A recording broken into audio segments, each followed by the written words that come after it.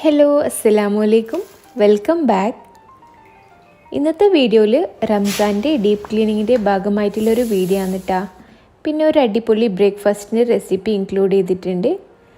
റംസാൻ്റെ deep cleaning easy ആക്കാൻ വേണ്ടിയിട്ടുള്ള കുറേ ടിപ്സും പറയുന്നുണ്ട് കേട്ടോ. വീഡിയോ മൊത്തത്തിൽ കാണാൻ നിങ്ങൾക്ക് വീഡിയോ ഇഷ്ടമാണെന്നുണ്ടെങ്കിൽ ലൈക്ക് ചെയ്യുക.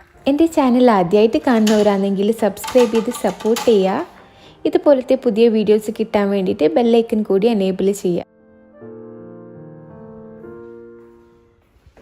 ഇല്ലു സ്കൂളിലേക്ക് പോയ പിന്നെ എന്നിട്ടാണ് ഞാൻ വീഡിയോ എടുക്കാൻ തുടങ്ങിയതിന്.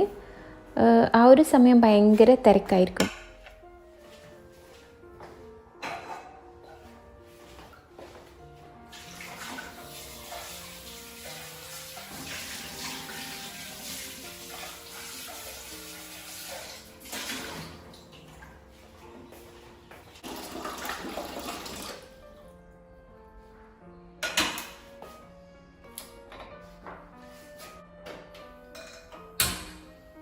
ഇന്നിപ്പോൾ ഇതാ ബ്രേക്ക്ഫാസ്റ്റിന് ഇളമ്പൊക്കെ ഉണ്ട്. ഇത് ഫ്രീസറിൽ വെച്ചുകൊണ്ട് തന്നെ നല്ല ഐസായിട്ടുണ്ട് കേട്ടോ. വെള്ളം ഒഴിച്ച് വെക്കുന്നുണ്ട്.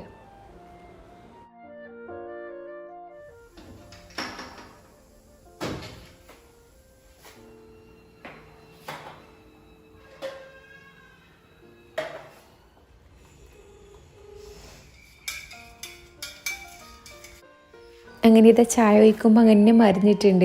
നമ്മൾ വീഡിയോക്ക് വേണ്ടിയിട്ട് സൂക്ഷിച്ചിട്ട് ഒഴിക്കുമ്പം നല്ലോണം മറിയും. അപ്പോൾ ഇതാ നിയാസ്റ്റ് ബ്ലാക്ക് ടീ ആണ് കുടിക്കൽ. ഉപ്പക്ക് പഞ്ചസാര ഇല്ലാത്ത ഷുഗർലെസ് ആണ്. പിന്നെ നമ്മൾ പഞ്ചസാര ഇട്ടിട്ട് 3 തരത്തിലുള്ള ചായ എന്നിട്ട് ഉണ്ടാക്കൽ. അങ്ങനെ ഇതാ ചായക്കുടിയും കാര്യങ്ങളെല്ലാം കഴിഞ്ഞിട്ട് ഇളമ്പൊക്കെ കൊണ്ട് അടയാന്നിട്ട് ഇന്ന് ഉണ്ടാക്കുന്നത്. നല്ല ഈസിയാണ്, നല്ല ടേസ്റ്റിയാണ്. അപ്പോൾ ഇതാ അതിലേക്ക് വേണ്ടിയിട്ട് ഒരു വലിയ സവാള കട്ട് ചെയ്തതും പിന്നെ ഒരു വലിയ തക്കാളി കട്ട് ചെയ്തതും 4 പച്ചമുളക് സ്ലിറ്റ് ചെയ്തതും ഇട്ട് കൊടുത്തിട്ടുണ്ട്. പിന്നെ ഇതാ വെളുത്തുള്ളി ഇതുപോലെ ഒന്ന് ചെറുങ്ങനെ ചതച്ചിട്ടാണ് ഇട്ട് കൊടുക്കേണ്ടത്. വെളുത്തുള്ളി കുറച്ച് നല്ലോണം എടുക്കണം.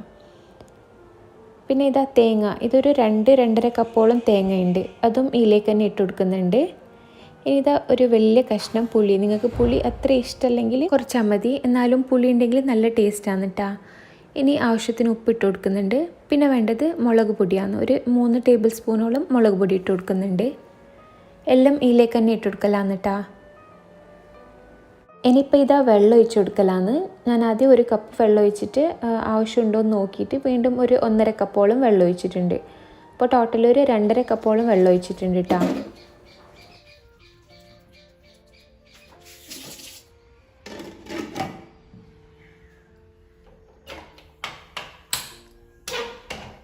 ഇത് കുക്കാവാൻ വേണ്ടിയിട്ട് ഗ്യാസിൽ വെച്ചിട്ടുണ്ട്. ആ ഒരു സമയം ഞാൻ പാത്രങ്ങളെല്ലാം കഴുകിയെടുക്കുന്നുണ്ട്. കുറഞ്ഞ പാത്രം ആ ഒരു സമയത്ത് തന്നെ കഴുകി വെച്ചാൽ നമുക്ക് ലാസ്റ്റത്തേക്ക് ഈസി ആയിരിക്കും കേട്ടോ.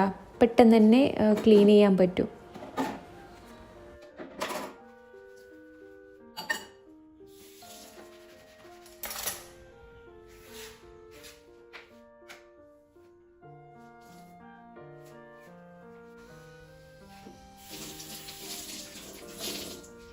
ഇത് കുക്കായി കിട്ടുന്ന ആ ഒരു സമയത്ത് തന്നെ ഞാൻ കൗണ്ടർ ടോപ്പും പാത്രങ്ങളെല്ലാം കഴുകി ക്ലീനാക്കി വെച്ചിട്ടുണ്ട്. ഇനി ഇതാ ഇളമ്പക്ക ഐസെല്ലാം പോയി നല്ലപോലെ കിട്ടിയിട്ടുണ്ട് കേട്ടോ. ഇത് ഓൾറെഡി കഴുകി വെച്ചതാണ്, എന്നാലും ഒരു 2-3 വെള്ളത്തിൽ നല്ലപോലെ വീണ്ടും ഞാൻ കഴുകിയെടുക്കുന്നുണ്ട്.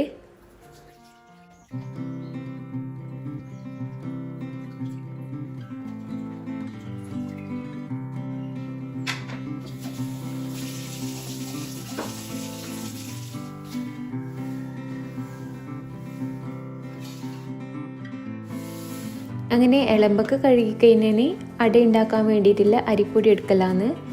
ഇത് അരി പൊടിപ്പിച്ചതാണ് കേട്ടോ, മില്ലിൽ കൊണ്ടുപോയിട്ട്. അതിൻ്റെ വീഡിയോ ഞാൻ മുമ്പ് ഇട്ടിട്ടുണ്ടായിരുന്നു. നിങ്ങൾ കണ്ടിട്ടെങ്കിൽ ഒന്ന് പോയി കണ്ടാൽ മതി.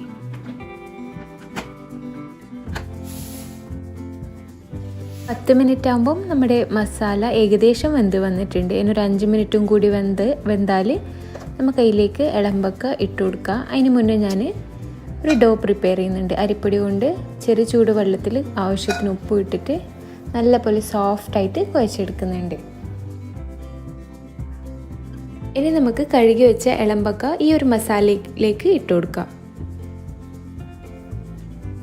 ഇനി നന്നായി മിക്സ് ചെയ്തിട്ട് കുറച്ച് കറിവേപ്പിലയും കൂടി ഇട്ട് മൂടി വെച്ചൊരു 10 മിനിറ്റ് കുക്ക് ചെയ്താൽ നല്ല അടിപൊളി ഇളമ്പക്ക വറവ് റെഡിയാവും.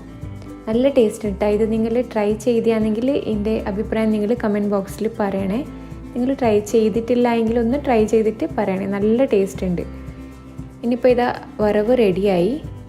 ഇതാ കണ്ടില്ലേ, നല്ല ചൂടോടെ നല്ല ടേസ്റ്റ് ഉണ്ട് കേട്ടോ കഴിക്കാൻ വേണ്ടിയിട്ട്. ഇനി ഇത് വെച്ചിട്ട് നല്ല അടിപൊളി അട ഉണ്ടാക്കലാന്ന്. അതിന് വേണ്ടിയിട്ട് ഇതാ നമ്മൾ പത്തിരിയൊക്കെ ചുടുന്ന പോലെ ഒരു ചെറിയ ബോളെടുത്ത് ഇതാ ഇതുപോലെ റോൾ ചെയ്തിട്ട് പ്രസ് ചെയ്യലാന്ന്. നമ്മൾ പത്തിരി ചുടുന്ന പോലെ തന്നെ അതുപോലെ തന്നെ പ്രസ് ചെയ്തിട്ട് ഫില്ലിംഗ് ആയിട്ട് ഈ ഒരു മസാല ഇതിലേക്ക് വെച്ച് കൊടുക്കുന്നുണ്ട്. ഇനി നമുക്ക് ഇഷ്ടമുള്ള ഷേപ്പിലാക്കിയെടുക്കാം. ഈ ഒരു ഷേപ്പാകുമ്പം കാണാനും നല്ല ഭംഗിയുണ്ട്, കഴിക്കാനും നല്ല ടേസ്റ്റാണ്. ഇനിയിപ്പോൾ ഇതുപോലെ തന്നെ ബാക്കിയുള്ളതും കൂടി ആക്കി വെക്കുന്നുണ്ട്.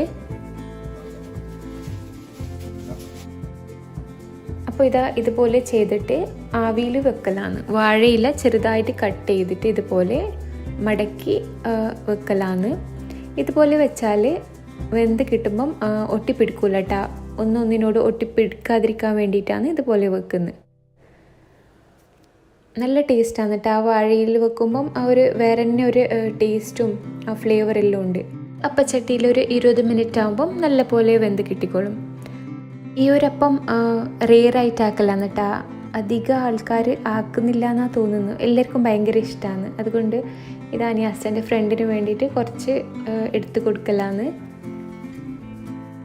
നമുക്ക് ഈവനിങ് സ്നാക്കായിട്ടും കഴിക്കാട്ടോ. നല്ല ലൈറ്റായിട്ടുള്ള ഒരു ഫുഡാണ്. ഇതിൻ്റെ ഉള്ളെങ്ങനെയാണെന്ന് കാണിച്ചു തരാം. നല്ല ടേസ്റ്റ് ഉണ്ട് കേട്ടോ.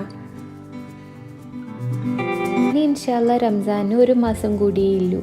എനിക്ക് റിക്വസ്റ്റ് വന്നിട്ടുണ്ടായിരുന്നു ഡീപ്പ് ക്ലീനിങ് ഭാഗമായിട്ട് ചെയ്ത് കാണിക്കുമെന്ന്.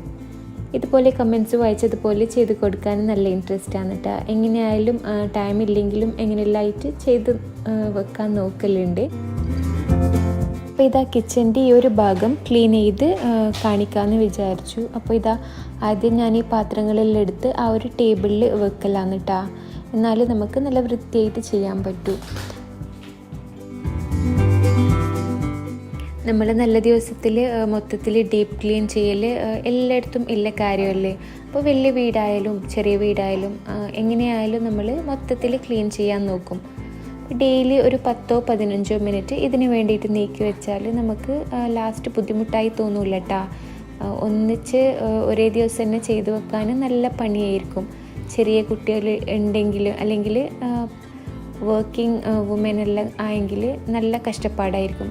അപ്പോൾ അവർക്കെല്ലാം ഇതുപോലെ ചെയ്തു വെച്ചാൽ ഈസി ആയിരിക്കും കേട്ടോ. പിന്നെ അത്ര കഷ്ടമൊന്നും ഉണ്ടാവില്ല. നമ്മൾ ആദ്യം രാവിലെ പ്ലാൻ ചെയ്താൽ മതി ഇന്ന് ഈ ഒരു ഭാഗം ക്ലീൻ ആക്കാമെന്ന്. അതുപോലെ തന്നെ നമ്മൾ കൃത്യമായിട്ട് ഫോളോ ചെയ്താൽ നമുക്ക് പാർട്ടായിട്ട് മൊത്തത്തിൽ ക്ലീൻ ചെയ്തെടുക്കാൻ പറ്റും. ഇനിതാ അതിലുള്ള പാത്രങ്ങളെല്ലാം ഞാൻ ആ ഒരു ടേബിളിൽ വെച്ചിട്ട് ഒരു വെറ്റ് ക്ലോത്തിൽ കുറച്ച് ഡെറ്റോൾ സ്പ്രേ ചെയ്തിട്ട് മൊത്തത്തിലൊന്ന് തുടച്ചെടുക്കലാന്ന് കേട്ടോ. കുറച്ച് വണ്ണാവലയും എല്ലാം ഉണ്ടായിന്, അതെല്ലാം എടുത്ത് നല്ല പോലെ ഒന്ന് തുടച്ചെടുക്കലാന്ന്. നമ്മൾ നനഞ്ഞ തുണിയിൽ കുറച്ച് ഡെറ്റോളും പിന്നെ കുറച്ച് വേണമെങ്കിൽ ഹാൻഡ് വാഷ് ഒരു ഡ്രോപ്പ് ഇട്ടിച്ചാൽ നല്ലൊരു സ്മെല്ലുണ്ടാവും കേട്ടോ. ഞാനിത് ഡെറ്റോൾ മാത്രം യൂസ് ചെയ്തിട്ട് ചെയ്തതാണ്. അല്ലെങ്കിൽ നമുക്ക് ഏറ്റവും ഈസി ആയിട്ടുള്ളത് നമുക്ക് ഡീപ്പ് ക്ലീനിങ് ചെയ്യുന്നതിന് മുന്നേ ഒരു നോട്ട് പ്രിപ്പയർ ചെയ്യുക. ഓരോരോ ദിവസം ഈ ഓരോരോ ഭാഗമായിട്ട് ക്ലീൻ ചെയ്യാമെന്ന്. നമ്മൾ മുമ്പെല്ലാം എക്സാമിൽ പോർഷൻസ് ഡിവൈഡ് ചെയ്തിട്ടല്ലേ, ഞാൻ അങ്ങനെയാണ് കേട്ടോ ചെയ്യാറുണ്ടായിന്. പോർഷൻസ് ഡിവൈഡ് ചെയ്തിട്ടാണ് പഠിക്കലുണ്ടായിന്. അതുപോലെ ചെയ്താൽ നമുക്ക് ഇത്ര ഡേയ്സിൽ ഈ ഒരു ബുക്ക് കംപ്ലീറ്റ് ആവുമെന്ന് പറയുന്ന പോലെ ഇത്ര ഡേയ്സിൽ നമുക്ക് മൊത്തത്തിൽ കംപ്ലീറ്റ് ആവും ക്ലീൻ ചെയ്തിട്ട്. അതേപോലെ ചെയ്തു വെക്കലാണ്. വേണ്ടാത്ത കുറേ കുപ്പികളും പിന്നെ കാലിയുള്ള കുറേ ബോട്ടിൽസ് എല്ലാം ഉണ്ടായിന്. അതെല്ലാം വെള്ളം ഒഴിച്ചിട്ട് വെക്കലാണ്. പിന്നെ കഴുകി വെച്ച് വെയിലത്തൊന്ന് ഉണങ്ങിയിട്ട് വേണം വീണ്ടും വെക്കാൻ വേണ്ടിയിട്ട്. ഇനിയിപ്പോൾ അതെല്ലാം ഒരു 10 മിനിറ്റ് തുറന്നിട്ടതിന് ശേഷം വീണ്ടും എല്ലാം ഒതുക്കി പെറുക്കി വെക്കലാണ്. ഒരുപോലത്തെ കുപ്പി ഒരുപോലെ വെച്ചിട്ട് വലിയ കുപ്പികളെല്ലാം ബാക്കിലും പിന്നെ മുമ്പിൽ ചെറുതായിട്ട് വെച്ചാലെല്ലാം കാണാനും നല്ല ഭംഗിയുണ്ടാവും. ക്ലീൻ ചെയ്യുന്നതിനേക്കാളും ഏറ്റവും പ്രധാനമായിട്ട് തോന്നിയിട്ടുള്ളത് മെയിൻറ്റെയിൻ ചെയ്ത് കൊണ്ടുപോകലാന്ന് കേട്ടോ. നമ്മളത് ഒരേപോലെ മെയിൻറ്റെയിൻ ചെയ്ത് കൊണ്ടുപോയാൽ കുറേ കാലം നല്ല നീറ്റിൽ തന്നെ ഉണ്ടാവും.